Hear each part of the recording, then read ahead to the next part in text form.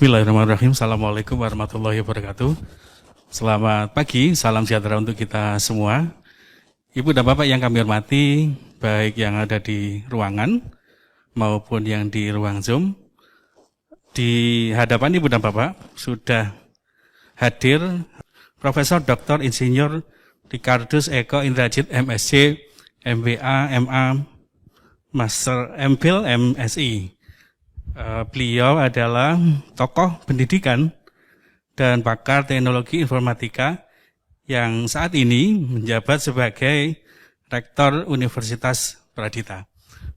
Bapak dan Ibu, saya tidak perlu berpanjang kata untuk menghantarkan beliau karena waktunya juga pendek. Selanjutnya saya persilakan Prof. Indrajit untuk bisa menyampaikan materi terkait dengan model dan media pembelajaran inovatif dalam mendukung pembelajaran yang efektif. Kami persilakan, Prof.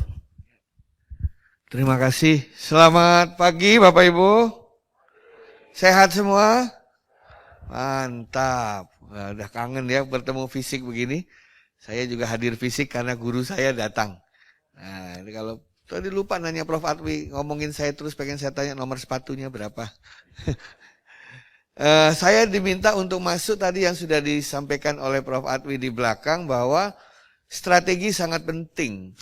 Dan di dalam strategi itu ada dua kata utama yaitu model dan media pembelajaran. Apalagi sekarang zamannya teknologinya sudah aneh-aneh begitu ya. Teknologi revolusi industri 4.0 ada AI-nya, ada big data-nya, ada augmented reality-nya, ada smart board, smart table dan lain sebagainya. Nah, konteksnya seperti apa? Media pembelajaran itu 1 semester. Model pembelajaran 1 semester. Sementara waktu saya cuma sejam. Jadi 2 semester kita ringkas dalam 30 menit Bapak Ibu ya. Nah, jadi Anda semua lulus dengan predikat kemelut. Silakan. Saya boleh copot masker ya Pak? Saya sudah antigen. Jadi nggak kena COVID, cuman hidungnya udah hancur, radang di sini karena ditusuk terus. Next slide. Kita tahu salah satu definisi model pembelajaran adalah kerangka konseptual yang sebagai pedoman untuk melakukan proses pembelajaran yang intinya agar membuat pelajaran itu menarik, baik. Khusus untuk masa pandemi ini, saya sering berbicara dengan guru, dengan dosen, dan lain sebagainya. Saya katakan begini, kita sebagai dosen, kita sebagai guru, kita sebagai instruktur, boleh ngomong berbusa-busa berjam-jam mengatakan bahwa kita sudah menuntaskan semua materi yang ada. Tapi pada akhirnya yang namanya otentik itu kalau tanya ke siswanya, dia dapat apa? Intinya seperti itu. Dia belajar apa hari itu?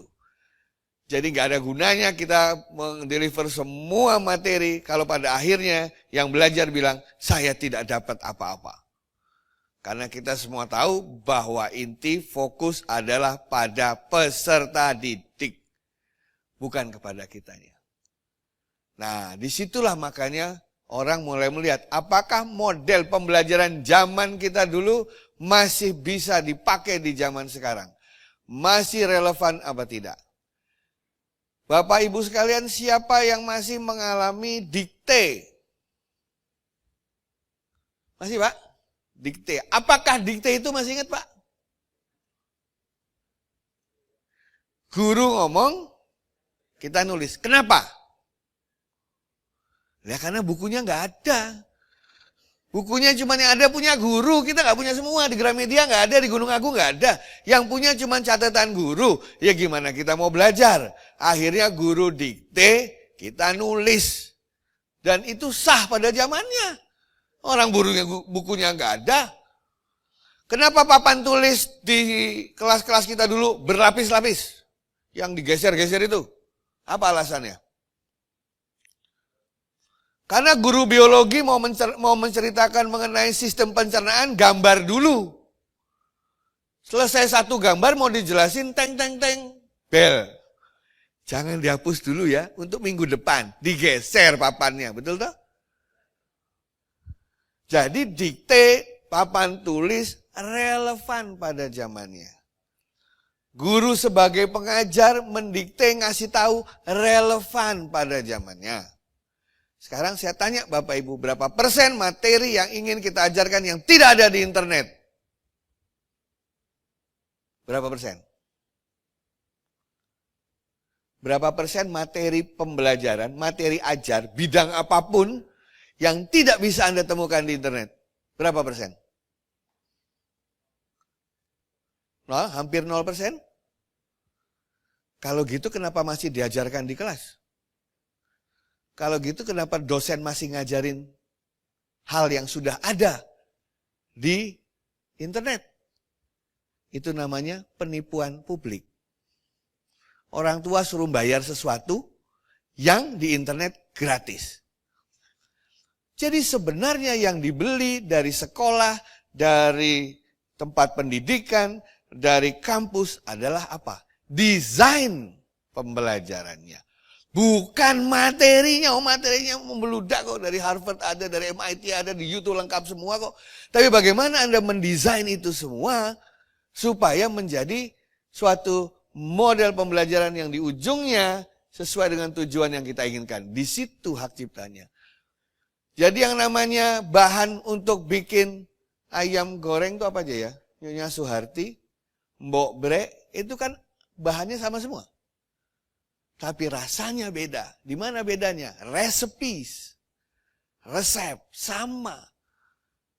Jadi yang kita jual sekarang adalah, makanya dikatakan kita ini dosen, guru, bukan lagi sebagai pengajar, bukan lagi sebagai fasilitator, bukan lagi sebagai coach, tapi sebagai arsitek proses pembelajaran.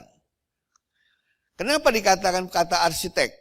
Bapak Ibu saya boleh tanya, apakah arsitek rumah itu dia ikut ngaduk semen? Ikut ngaduk semen, Pak? Tidak. Apakah dia ikut maku-maku di dinding?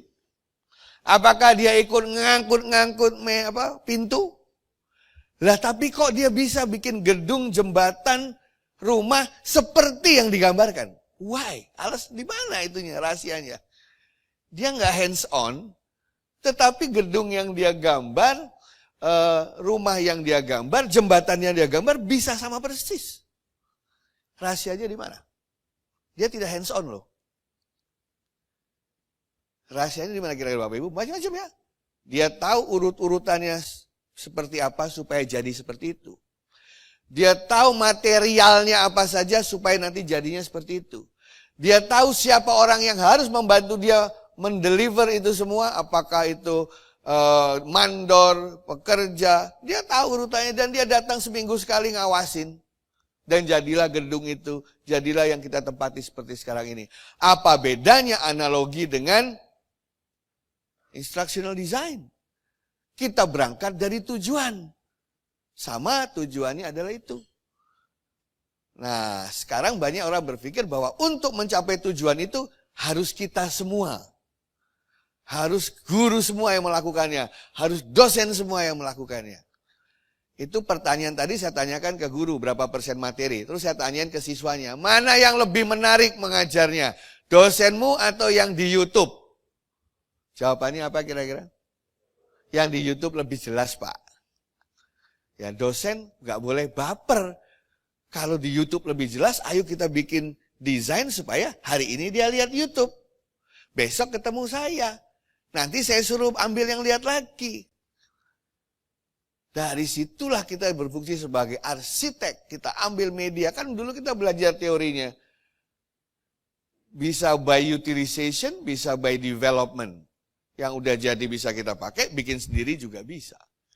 Nah, jadi itulah tantangan kita Bapak Ibu. Sekarang lebih enak dari dulu. Jadi kita ini kayak bikin Lego gitu ya. Udah kecil-kecilnya sudah ada, bagaimana menyambung-nyambungnya. Urutannya seperti apa. Nah, oleh karena itu keluarlah istilah-istilah yang dulu dipakai dalam teori waktu PJJ mulai dikenal. Bapak Ibu mendengar istilah flip classroom kan misalnya?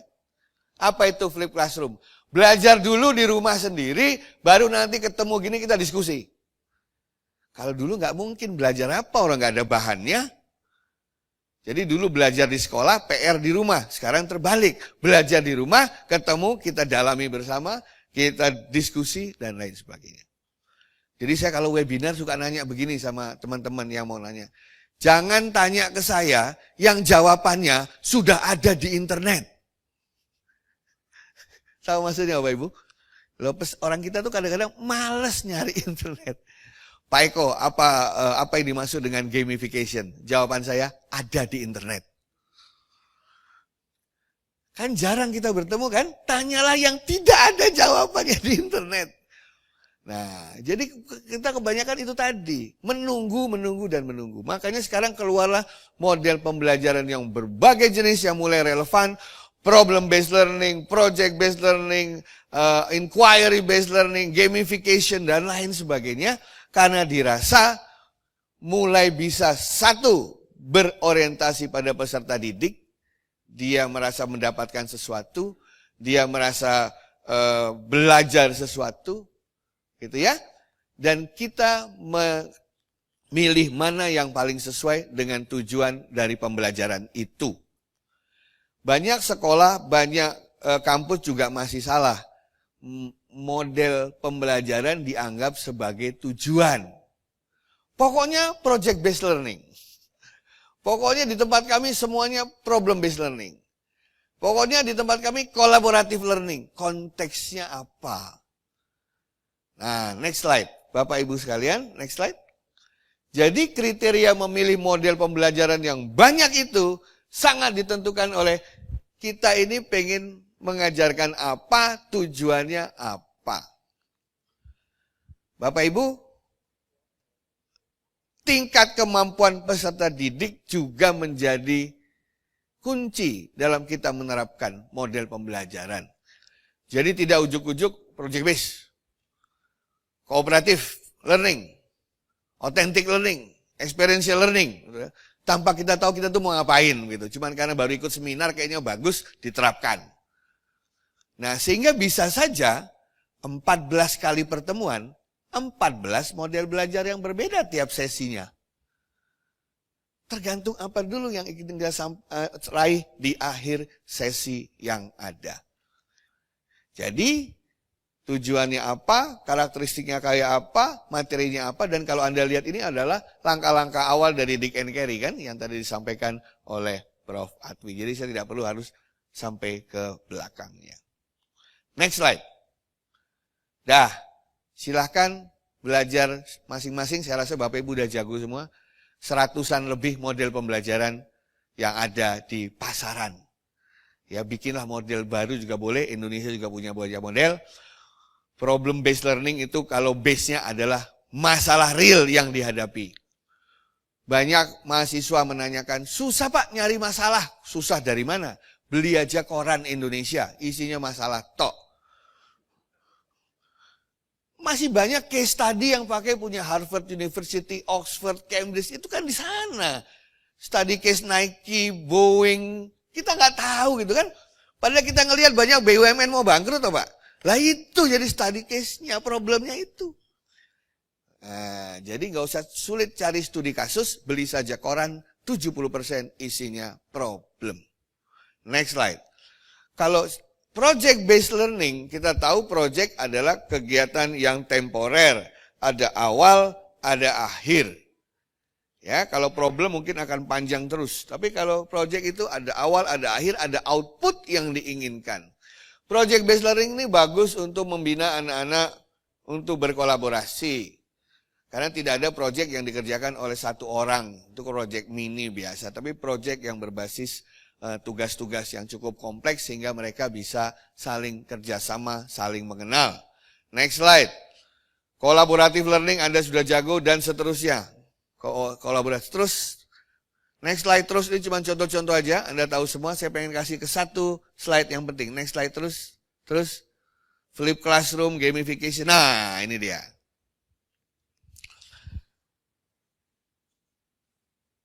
Instruktur sebagai lecturer atau instruktur kan masa lalu.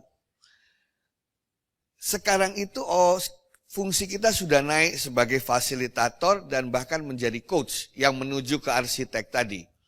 Pelatih itu kan nggak megang bola. Dia cuman bilang, ayo kamu coba tangannya seperti ini supaya masuk ke jaringnya basket itu. Tapi dia tidak memegang bola. Sama. Next slide. Jadi inilah hubungan antara, nah ini yang saya paling sering, teaching learning continuum. Mulai dari zaman kita dulu, teacher center teknik, sampai menuju kepada independent teknik.